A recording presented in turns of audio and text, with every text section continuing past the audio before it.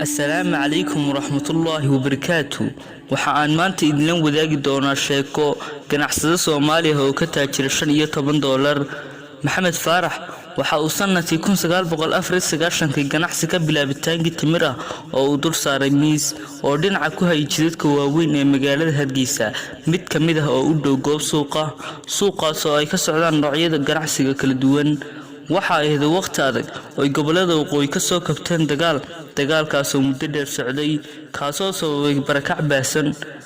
waxa ay waqti ay adag tahay nolosha dadka ku dhaqan Hargeysa uguna wacnayd deganaansho la'aan dhanka ammaanka ah sixir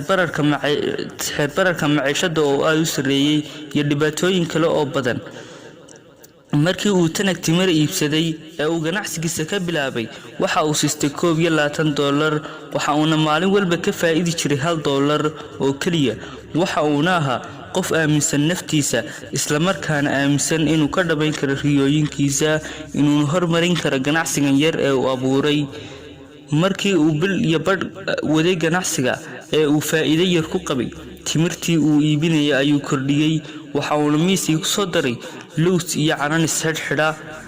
markii waxoogaa uu joogay haddana waxa uu kor uga dalacay ganacsigii waxa uuna keenay kaba iyo dhar ay xidhaan dadka masaakiinta ah ee danyarta ah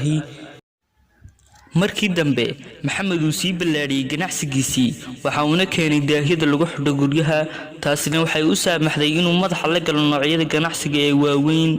haddana waxa uu si dalacay qalabka lagu dhiso guryaha laguna qurxiyo Maxamed haatan astaantiisa iyo magaciisa waxa si weyn looga yaqaan geyga Soomaalidu degto isagoo alaabuhu uga soo degaan wadamada kala duwan sida Shiinaha Turkiga iyo wadamo kale oo badan Maxamed imika waa mulkiile weyn oo leh shirkadaha ugu sanka dhaadheer ee ka ganacsada qalabka dhismaha waxaana la yiraahdaa Al Hayat Furniture and Human Decoration waxaana xaddigiisa maaliyadeed lagu qiyaasaa $2 milyan oo uu ka bilaabay $15 casharada laga bartay sheekada ayaa ah isbedel yeelo Maxamed ganacsigiisa waxa uu ka bilaabay tanag timir ah balse kuma uusan deysan ee uu fikiray wuxuuna u fikiray sidii uu u balaarin lahaa ganacsigiisa una gaari lahaa yoolkiisa ah inuu sameeyo ganacsi weyn jooji inaad ka cabato caawimaad la'aan Maxamed intii uu ku howlanaa ganacsiga ma jirin cid caawisay isla markaana soo garab istaagtay inaad curudaar samaysataa way fududahay balse